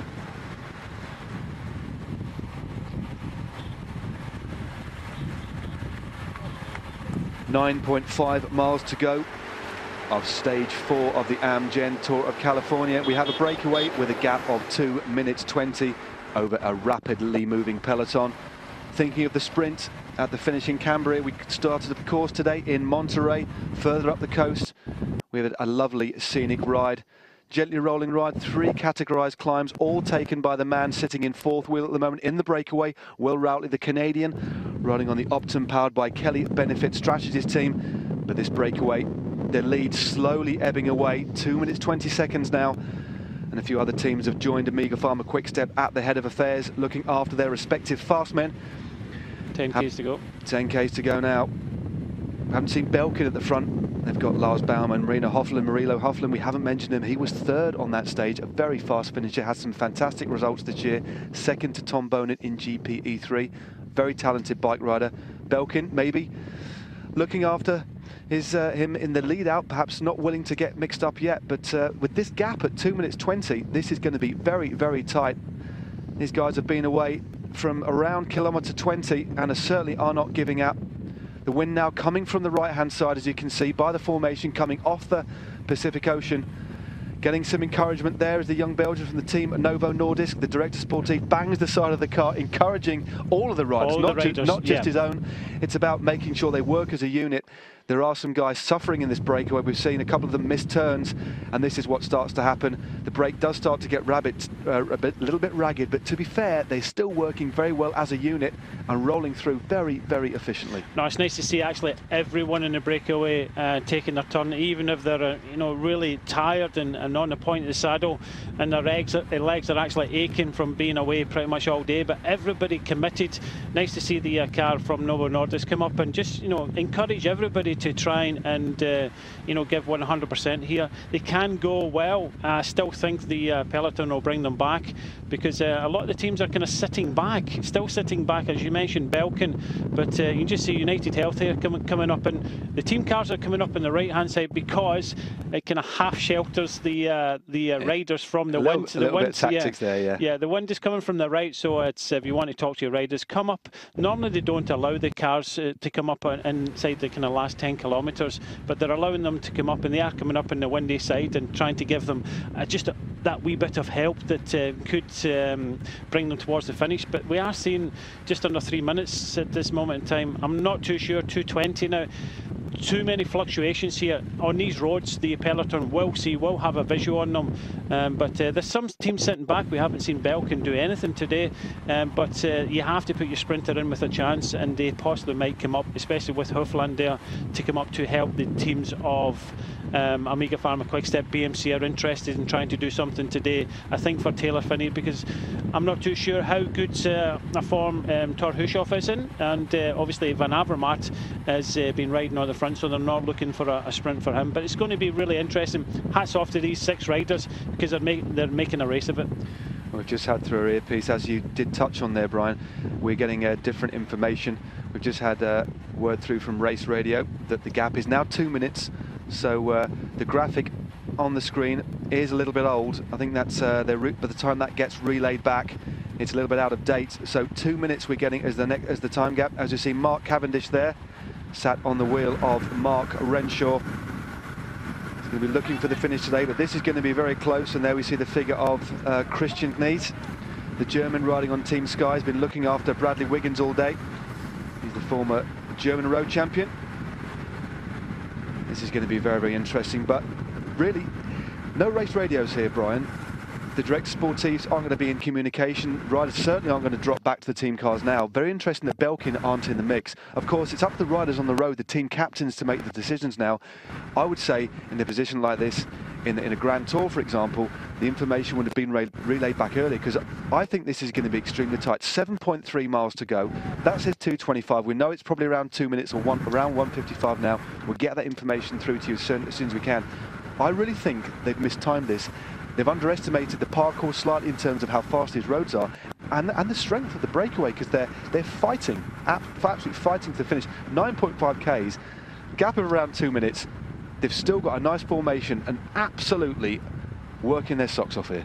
Yeah, we'll just have to wait and see, won't we? It's exciting. You can never you can never form a script for any stage. This is an exciting stage. Just when we thought it was going along Highway 1, nothing too much happening, and they come over the last climb with over 3 minutes and working well together. But the information will get back via the blackboards, and they'll see a visual pretty much up the roads. On these roads are long and straight, and you can see kind of 2 minutes up the road. But it's going to come down to the wire. But I'm still pretty sure that the might of the peloton will bring these lads back in the end. I'm glad you've got faith. I'm on the edge of my seat here, Brian. I tell you, I'm not too sure. I've been around a bit, but this is going to be touch and go. Still saying 2 minutes 25. I can assure you it is far less than that. And it looks like this rider does have a camera on his bike, number 95, and that's Christopher Jones. He's distinguished by not having a beard. His teammate Jonathan Clark does have a beard, so that's probably if you don't know the numbers, Jones has a beard and his teammate doesn't. But they're still riding very well indeed, driving along. They're riding in excess of 50 kilometers an hour here. We've just got word through. The gap is now around 1 minute 50 seconds, so another 10 seconds have been shaved off in the last kilometre or so. But the road is running out, and this brake still working extremely strongly.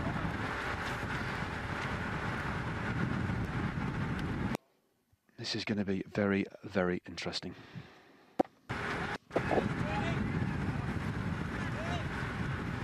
Stage 4. Stage 4 of the Tour of California from Monterey to Cambria. This is turning out to be a very, very tense stage indeed. It looks as if the peloton have left it a little bit late. We have 6 breakaway riders, as you just saw on your camera.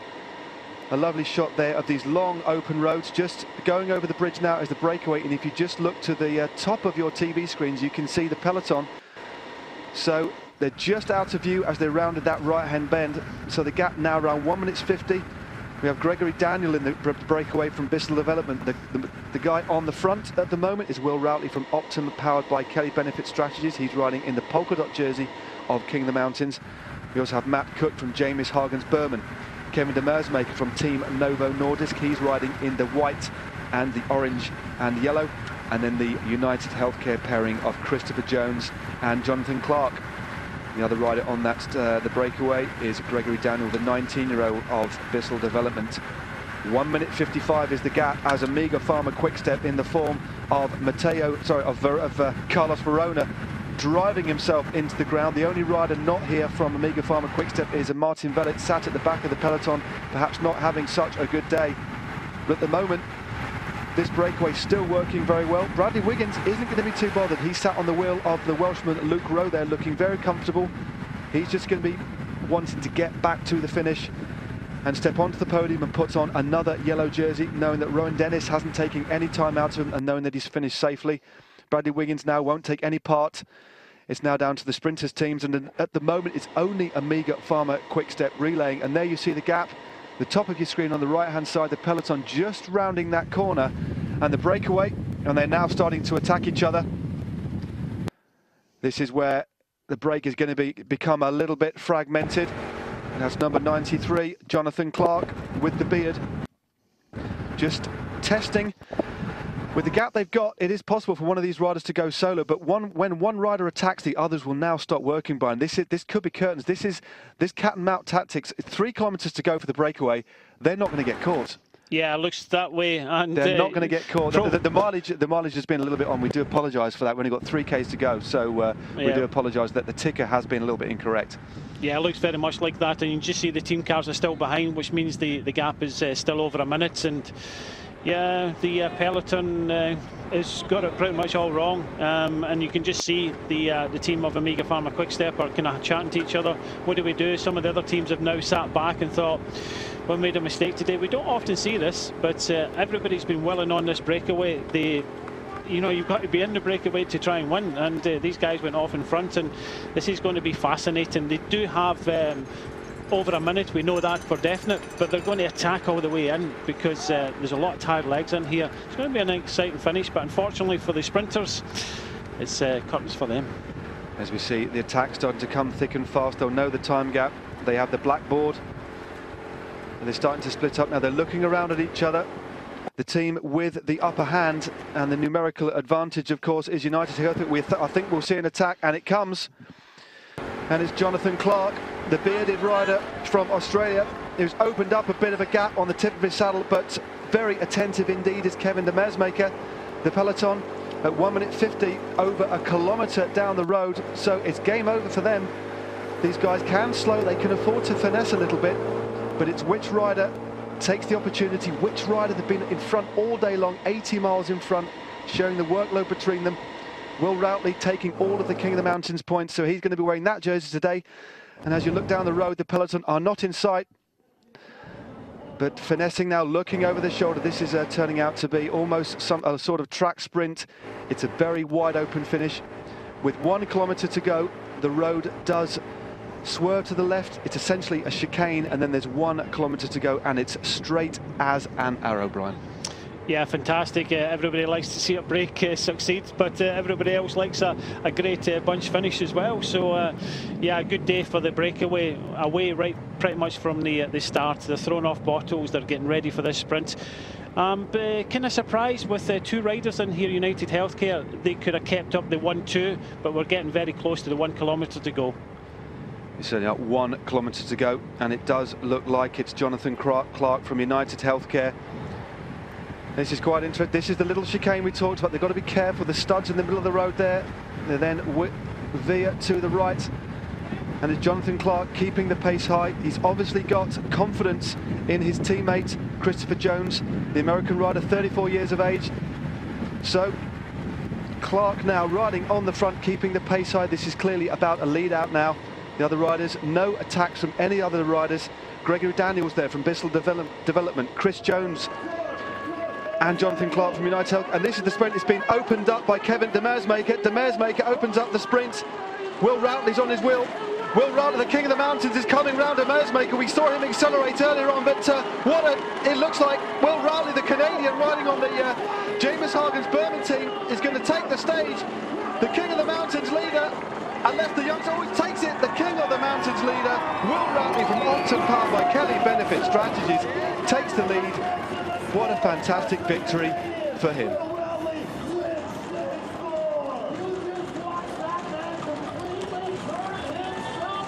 So, Will Routley punches the air with both hands, screams. I bet he cannot believe that. Absolutely fantastic victory for him. He's been sprinting all day, he's distanced his rivals, and he did it, Brian, at the finish as well. What a turn-up for the books. Well, he got on the breakaway the first stage yesterday, thinking of the King of the Mountains competition. I don't think he could believe it, that they were going to fight it out for the stage one. Great stage for the Optum team there and the King of the Mountains. But you have to question what United Healthcare were doing there, because they had two riders. They tried to lead it out, but in the end they had nothing left, as we see the bunch finish coming in. These are all the sprinters we talked about earlier. The bunch clearly did mistime this, and it's Mark Renshaw leading out Mark Cavendish. Of course, the points for the green jersey still there. Degenkolb is in there, but Cavendish accelerates away off the wheel. The Sagan is in there too. It's Sagan, Degenkolb and Cavendish. The cameras unfortunately panned around. We haven't seen the finish. Very unfortunate. I do apologise for that. Me and Brian here do not have any control. I can't confirm who took that sprint, but it did look like, I'm going to predict that it was probably Mark Cavendish who took 7th place and a few points. Brian, there's going to be some very, very interesting conversations in team meetings today in relation to that stage. That should have been a stage for the sprinters, but I'm actually quite pleased. It was great. It was quite exciting, and it showed that sometimes in cycle racing, the breakaway, being brave, you can actually succeed, and we showed today because this is a very high caliber race, some wonderful riders here, but the World Tour teams got it wrong, and a young Canadian in the Mountains jersey took the stage. Fantastic stuff.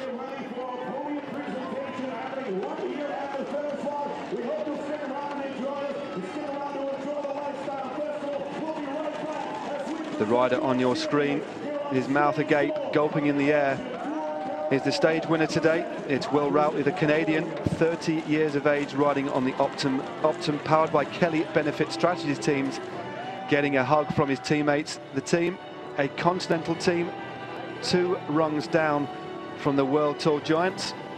What a fantastic victory. He took the sprint from a 6-man breakaway. They went away after around 20 kilometers, and the winner of the stage also took, en route to victory today on Highway 1, every single King of the Mountains. We saw him power away. We saw him win 2 of the King of the Mountains climbs. Vastly superior acceleration when compared to his breakaway companion, so clearly was strong. United Healthcare had strength in number. They had Chris Jones and Jonathan Clark, and it was Jonathan Clark that did the lead out. There was a few tentative attacks with about 3 or 4 kilometers to go, but prior to that, we had the chase by the peloton, but they left it too late. The running was very, very fast off the final King of the Mountains climb. But Brian, it just shows how unpredictable pro cycling can be sometimes. And it's good to see on this occasions the underdogs take the win. No, it was good stage in the end, exciting stage in the end. Pleased for all 6 of the riders in the breakaway. Pleased for the Bissell Development rider there, Gregory Daniel. I think he was second, and obviously third there was the rider from the Novo Nordisk team, and that's the Meersmaeker. But as we said, the peloton and the World Tour teams not often get it wrong, but they got it seriously wrong today. And again, I got it wrong. I thought there was enough firepower there, but when we went back to the peloton, and maybe Amiga Pharma Quickstep put all the team towards the front, everybody thought, well, you've got Mark Cavendish there, fastest man in the world. Well, you can let the team do it. And I think that's where the mistake happened. The other teams just decided, well, going to sit back. And then it was kind of panic stations in the end. Trek Factory Racing came up, but we've seen nothing of Belkin and some of the other teams. BMC put some riders up there. So in the end, mistake, but a great stage, great finish, and a great day for Optum and Will Rootley.